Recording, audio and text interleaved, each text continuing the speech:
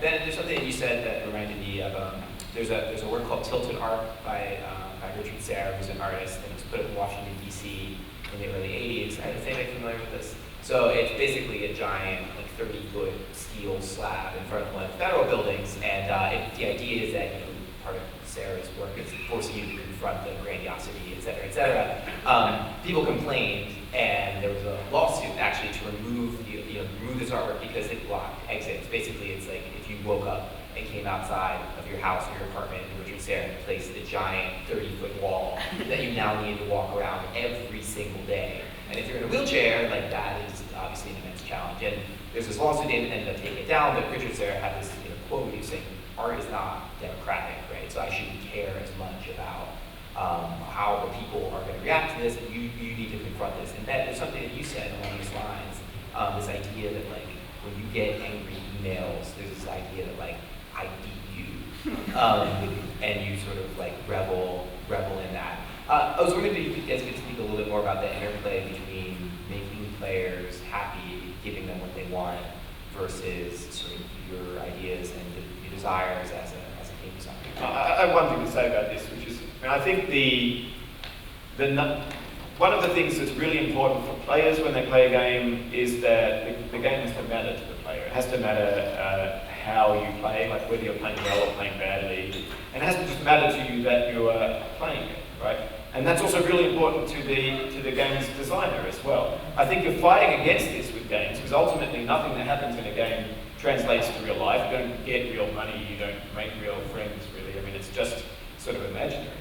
And the kind of, the sort of social position we have for games is that they're kind of a waste of time, right? So that's what you're fighting against. That's what, in order to really enjoy a game, I have to feel as a player like I'm not wasting my time. So it's sort of collaborative between the player and the developer to create a sense of something mattering.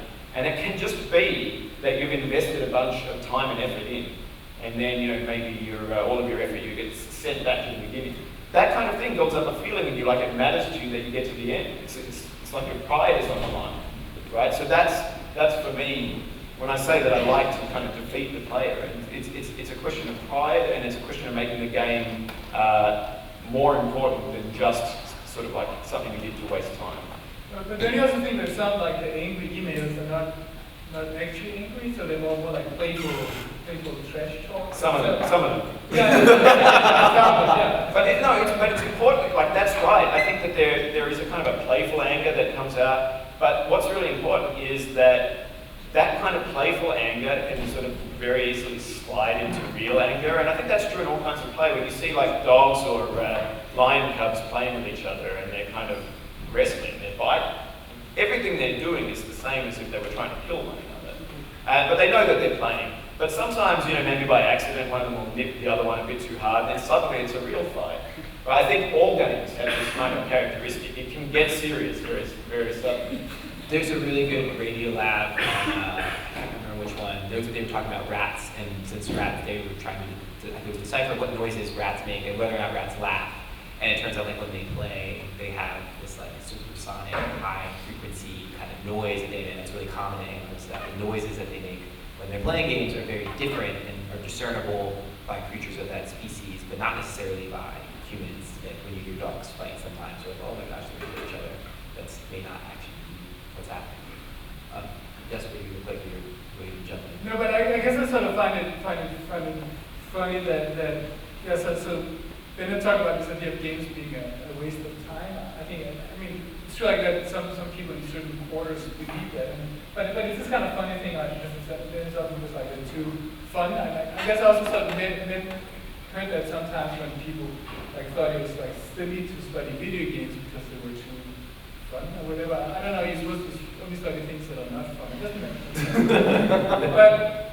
but I mean, but then clearly then I don't know if it really is a kind of deep cultural value that things should be like unpleasant and unfunny. That just like if you finally make a game that's so frustrating that everybody breaks their controller, then finally it's art. Like it doesn't work that way either. So I think it's just a kind of a very sort of complicated space, but it's constantly just like back and forth, you're putting something to the player and the player takes it, and then it's just like so something sort of completely different than what they expected, but then you also understand that that's part of it.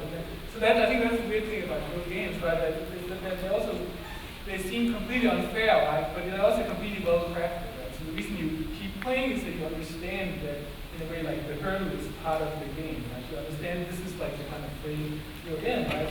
So but if you're playing like Uncharted 3 and then something like the hurdle, you kind of then everybody would just be like completely shocked. I think, and so that's what's so funny about it, because you can abuse it, but it can still be within like the limits or within like the kind of understanding the game has been played. I think it's funny you say my game is unfair. I think it's really fair. It's sort of, it's hard but fair. But when I think of a game like Uncharted 3, it's not possible for the player to lose. So that seems unfair to the antagonist. You're gonna you have kids, Bennett. I feel like there's like a QWOP school of parenting that's like just waiting to happen. Yeah, so the tiger mother. I find this funny because I think I'm on the opposite end of things than you, because as a designer, you're more antagonistic. I think my game presents itself as more antagonistic, but I want the player to succeed. I want them to feel awesome. But to feel legitimately awesome, you do have to earn it. So I'm trying to bait them, be like, no, just a little bit farther. Just a little bit farther. You know what happens now. You can beat this. Come on, just get to the next save point. Come on, get through the game. I want people to feel like a badass, and you just want to break them. Plus, you actually checked to see if it was possible to finish your game, right? I have to admit, when I finished programming the guy, I didn't beat him in one go. I just gave him to my beta testers. I'm like, here, try it.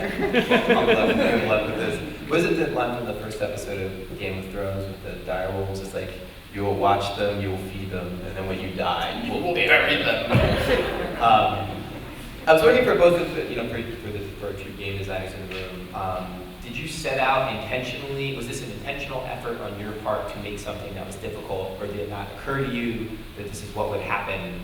How much of that was a natural part of the process, and how much of that was design by choice? I think 100%. I think we knew totally from the get-go. I think we actually... Oh, really? Oh, again, opposite. Okay. Yeah. No, I said about making QWOP. It was one of those ideas, you've got an idea that you can do something, but you don't know what it will be until you do it. So I set about making it, and about 6 hours later, I had this ridiculous prototype. And my first impulse was, this doesn't work yet, right? I can't make him run naturally down the track. That's the natural game developer's impulse, right? But I'm so lazy, I thought it would be fine if I just put it out without you to run down the track. A certain kind of person would have obsessed over this for years, trying to solve all of the kind of dynamics problems and the robotics, and then you'd have had some kind of game where if you just did it right, you'd have had this completely natural run from beginning to end. But yeah, that's not in my nature. I think another part of that too was I was iterating and became relatively unique. Like I was basing my work off of Iwata. So I kind of knew this whole thing, like, okay, I see how this trolley stuff works. It's like, okay, how can I take that to the next level? How can I make a full game out of this? How can I go, totally, I'm going to make a prototype. Oh, this is impossible. Perfect. Since this is a conference of internet culture, I think about the way that I sign up for most new services, whatever it may be, and I use Facebook Connect. It's like really simple, and so much of like web design is around like instant usability. The more barriers that you place in front of people, it seems like with both of your games that is the exact opposite approach. Jesper, actually this question is for you because you designed a game called, which I pulled up on screen. Anyway, he designed a game off of John Cage's 4 minutes and 32 seconds. And the way the game works is basically, it keeps asking you to install or uninstall things. So in this case, the first screen is like, you have Firefox, you need to uninstall Firefox. And it's like, oh, you have like Silverlight installed, you need to uninstall Silverlight, or install Silverlight, or whatever. So actually, the only thing you really need to uninstall is Flash, which is not something Adobe wants you to do. So it's like some work involved. And then once you've done that, then this was done by a global game jam, right? Yeah. So there's always this explanation. Oh, I was up all night, so I couldn't fix this bug. So you have to set your browser to Spanish. Proceed, and then once you finally done with that, then like the credits roll and congratulations. So that I think that's abusive in a different sense, right? Because like the two other games, I think that there's a clear contract. So and here I was like very clearly violating like the contract. And people got angry with me too. Like, so I don't think anybody ever felt a sense of accomplishment here, but people have been actually using it to troll their friends. So like, oh, you forgot you also and then people ask, it came to me, right? So I guess my question is like, I wonder would we appreciate a thing like Facebook more if we had to like, when you signed in, it's like, well, you just sign again and do another CAPTCHA, and then another CAPTCHA, and then you listen to the song, and then because it seems like you guys are saying that you want people to feel like winners, and part of making people feel like winners is that there's this light at the end of the tunnel. This is actually one of the most disappointing things from my point of view, is we always talk about gamification on the internet. And gamification is taken to mean taking some kind of website task you want people to do and making it really fun and pleasurable and easy to do, right? Like that's what people take gamification to be. I think Facebook would be more fun, exactly, but it would mess with you. Like deleted your photos. Well, like, it just changes your relationship status at random. Right, exactly. That would be a challenge. Just that you were fighting against Facebook, which would be your early impression, I guess, fighting against Facebook and Google. But it's serious, like you want people to feel sort of awesome in both cases. But I thought like both of your games are sort of quite special in that most games I haven't said it's a multiplier that usually games and other art forms sort of tend to have a multiplier that's larger than one, right? So you can do more than you can do in regular life, you can run faster, you're bigger, or when you can so you feel good about it. So both of your games are really about making you like less competent to draw. That's not true, right? I multiply. You can jump twice. Right.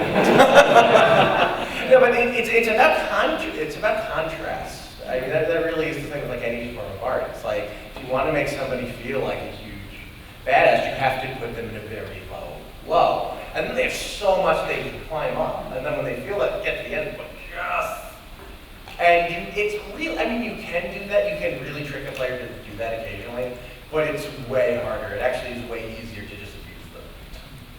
Well, I think that's kind of weird, the idea that what I can do in real life is the benchmark and the frame around which I understand my capabilities in a game. And people clearly do. I think that's why people think QWOP is a hard game. Because it's just assumed that running 100 meters is an easy task, especially for an Olympic athlete who looks like Carl Lewis. Like, it should be easy for him, but instead it's quite hard. It's not in absolute terms very hard. It's this framing. Yeah. So that's creating this impression that it's a difficult game. Do you ever get questions about like gendering as it relates to because you talk about it seems like there's kind of like an alpha male like chest pumping, I beat you tenor, and I was wondering like do people ever complain about it? Is that an aspect of game design?